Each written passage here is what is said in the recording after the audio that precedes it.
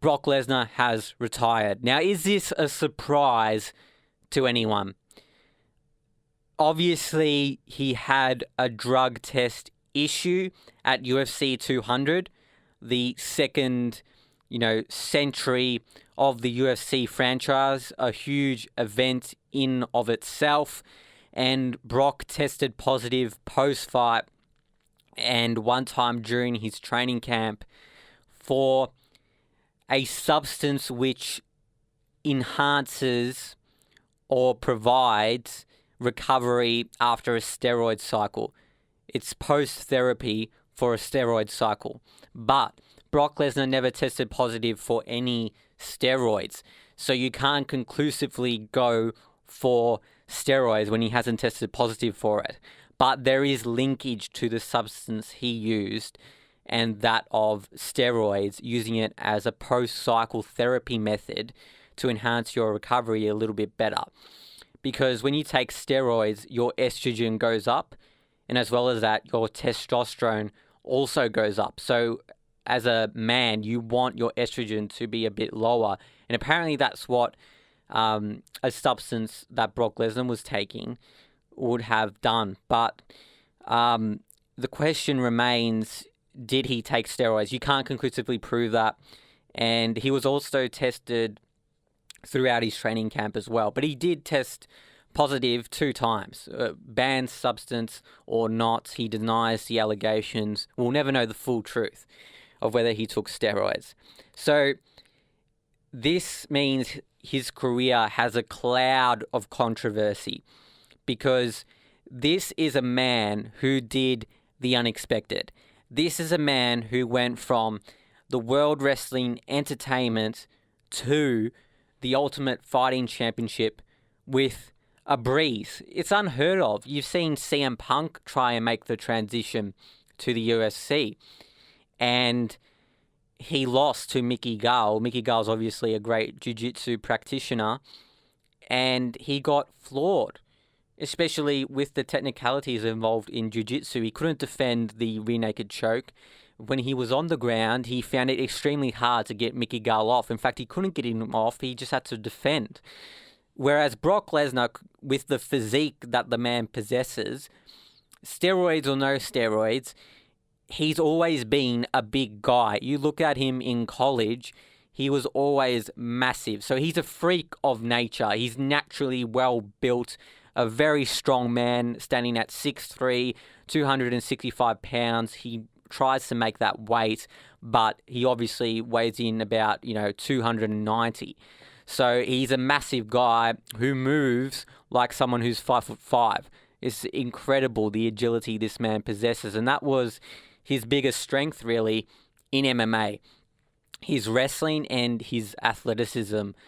So he really got into the UFC, not through training, but through his physique. He was a naturally gifted fighter. He lost to Frank Mir via submission. Otherwise, he was dominating that fight. And then he rematched Frank Mir and dominated him. And now Brock Lesnar's tested positive after beating Mark Hunt, who Mark Hunt's a strong advocate against any drug use at all, especially ones that are banned, obviously. But Brock Lesnar has retired, and he still has a multi-million-dollar part-time contract with WWE.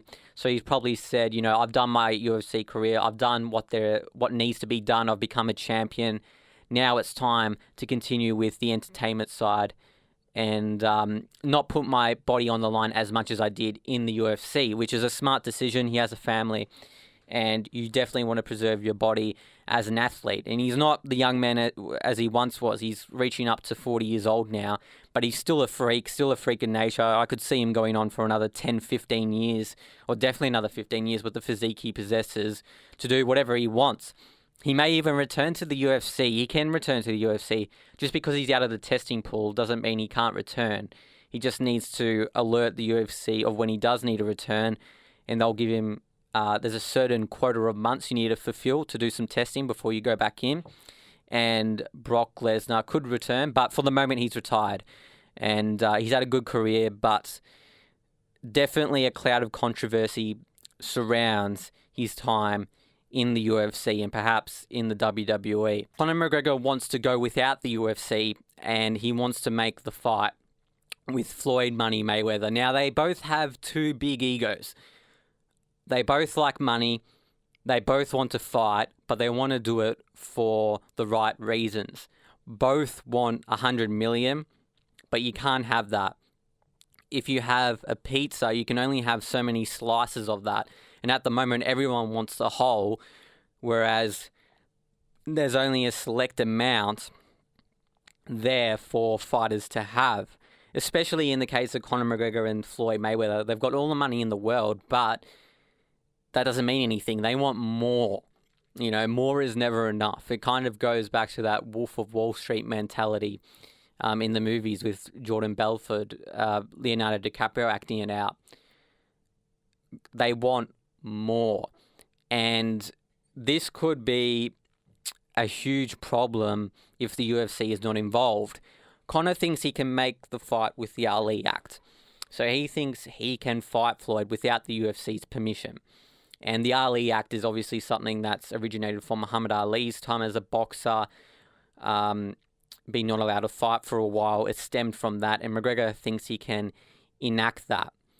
But, so Conor, he wants to fight Floyd, but Floyd's will to fight Conor is not as strong. He would like to fight Conor because he knows that's an entertainment fight and probably an easy fight for him in the sense that he's a professional boxer, whereas Conor McGregor is a professional mixed martial artist.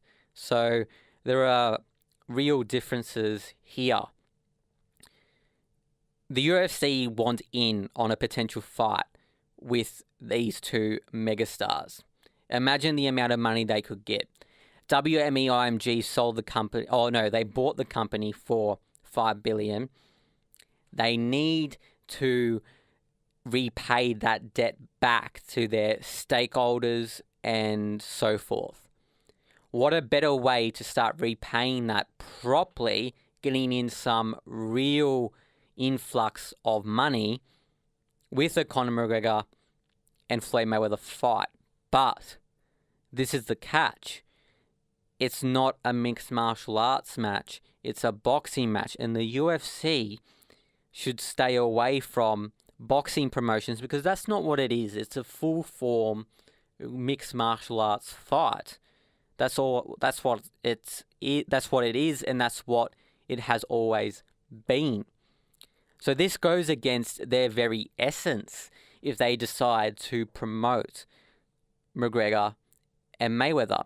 But it wouldn't just be a UFC promotion. Mayweather has his own promotion in Mayweather Promotions. McGregor says he has the newly formed McGregor Promotions.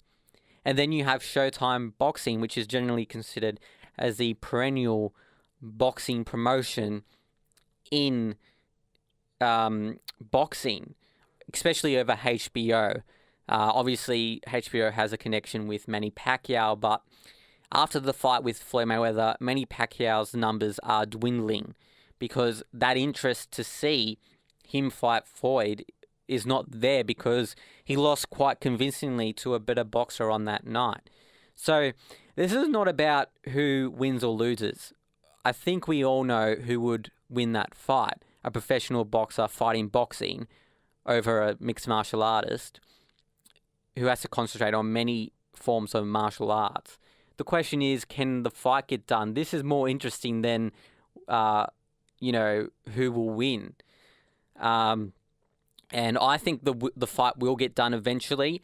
I think McGregor will enact the Ali Act and the UFC will not be involved. I truly believe this, but Conor is once again going to hold up the lightweight division with Tony Ferguson and Khabib waiting in the wings. And obviously Tony Ferguson and Khabib are going to fight for the interim lightweight title. And this is going to be a stepping stone to potentially fighting Conor McGregor sometime later down the track. But Conor wants Floyd and only Floyd. So it just puts everything on hold, but it also puts everything in full drive. They want to make that fight, Floyd and Conor do, but I don't think the UFC wants to make it.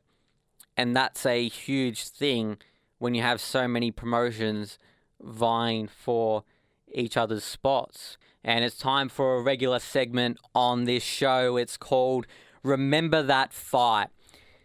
Tony Ferguson and Edson Barboza fought out a very exciting and technical matchup in December of 2015. Barboza has so much power. He's one fighter in the lightweight division where you go, this fighter is not someone you want to fight. It's similar to Mike Tyson's aura back in the 70s or 80s.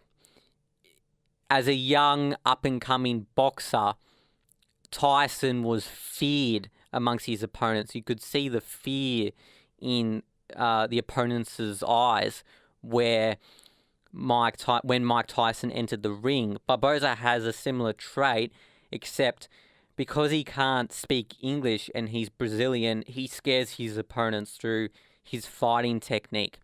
And his fighting technique is not one which you would like to verse. But Tony Ferguson was up to the challenge and he won. He won in the second round via Darce choke submission. So this submission is not common in the UFC. It's one which is seldomly used, but you have to be very skilled in jiu-jitsu to know how to, or to pull it off in an actual fight. It's one thing to do it in training, but if you don't know how to pull it off in an actual fight, you're going to have issues. And Tony Ferguson was brave enough to initiate the Darce choke, and he was also brave enough to go for heel hooks, standing up and going for takedowns that way. Very few fighters can do that, but Tony Ferguson was definitely up for the challenge, and he used his variety, his creative skill set to bamboozle Barboza, technically. Because if you get kicked by Barboza, whether it's on the leg, whether you're defending it on your head, he generates so much torque and power that he is a great opponent to face, but he's not a great opponent if you want to get a win, because even though he's had a few losses in his career, they're not fights which have been wide margin fights. They've generally been very close, because he has the best kicks probably in the UFC, you could argue. Cerrone is certainly up there in the welterweight division. And I'd also say that Alistair Overeem in the heavyweight division possesses really good Muay Thai skills. Anderson Silva's up there, but Barboza technically is perfect the way he kicks, whether it's on your leg or it's on your arm or it's to your body. He's a very dangerous fighter to face. And Tony Ferguson was able to dismantle that strength by trying to take it to the ground, being innovative on the feet, throwing elbows rather than punches. It's all about keeping your opponent guessing. And that's what Tony Ferguson was able to do. He not only made him guess by what shots he would do, but he would constantly switch stances. And this is not the only fight where Ferguson has switched stances from southpaw to orthodox. He does this in every fight. His recent fight against Rafael dos Anjos in Mexico was exemplary of that. And Tony Ferguson really showcased his creativity and skills. It's not too dissimilar from John Jones in the light heavyweight division, known for his creativity. Some fighters just have this skill where they're thinking really hard as they're fighting. Obviously, all fighters think as they're fighting, but some people just get into the flow of fighting, whereas Ferguson, John Jones, these are fighters who are constantly thinking about how do I adapt? And to an extent, I'd argue that Dominic Cruz is in that bracket. Definitely in that bracket. Even though he lost against Cody Garbrandt for the bantamweight title, Dominic Cruz still has that aura about him. He's a great analyst in the UFC, not in fighting, but in broadcast terms. You listen to him broadcast on the UFC and you know that he knows what he's talking about. And you're listening to SYN 90.7 above the Octagon. Max Holloway and Jose Aldo is booked for UFC 212 in Rio de Janeiro, Brazil. It's official. Jose Aldo is going to try to unify the featherweight belts. It's an interesting scenario where you have Max Holloway, who is the interim featherweight title holder, defeating Anthony Pettis, whereas Jose Aldo is the official champion. There's such a big difference between interim and the actual champion. It's similar to the WWE in a way. There's so many belts, and the UFC essentially create these artificial belts to help enhance the promotion of the fight, especially when they want to get some name building going. So Max Holloway is certainly one who is known to the UFC fans, but outside of that, he's not too popular. He doesn't grasp your attention as a brash Conor McGregor does, or a very polite Canadian in George St-Pierre. Max Holloway is promotable, but to give him a better edge, like some help on that, he has an interim belt. So this is not anything official. It's more just a stepping stone to the championship. But from a promotion sense, you can understand it. You want to get people to be interested in a fight. This is similar to what we're going to be talking about next with Yoel Romero and Michael Bisping.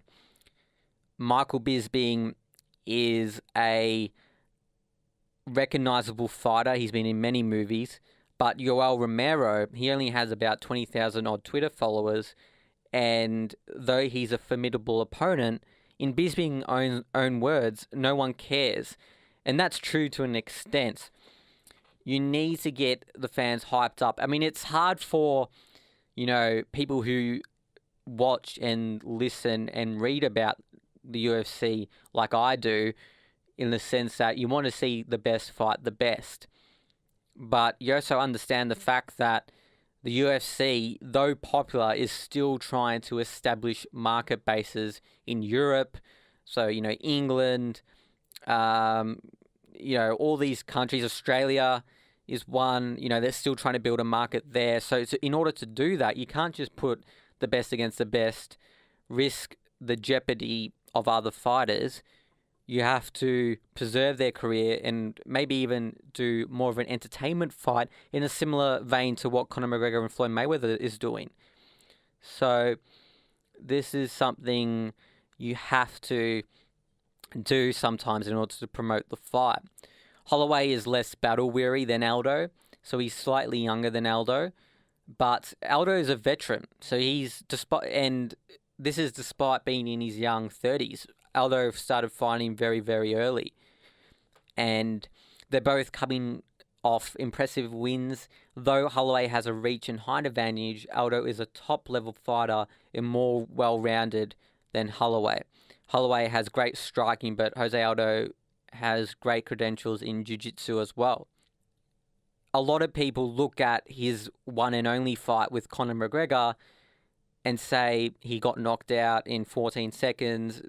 How's Aldo the champion? You look before that, Aldo was the featherweight champion for years. He was undefeated for years until he faced Conor McGregor. And sometimes this can happen when you have gloves on, and if you hit someone on the chin, it can be a different ball game. Hard work, dedication, and that can be applied to every aspect of life, from business to art to music. And George St-Pierre is someone who has worked hard to get to where he has gotten to. And he said, or Dana White conveyed that GSP may fight at lightweight, or he may fight at welterweight, or he may fight at middleweight. I don't think middleweight is a good decision because you're versing guys with a real height advantage and reach. And in welterweight, it's a different story because he was a champion in that division for so long. He could try a new challenge and go down in weight or up in weight. But the problem with going down or up in weight is that it's a whole different ball game. If you go up, you're versing guys with a higher reach advantage, aka Chris Weidman, Luke Rockhold.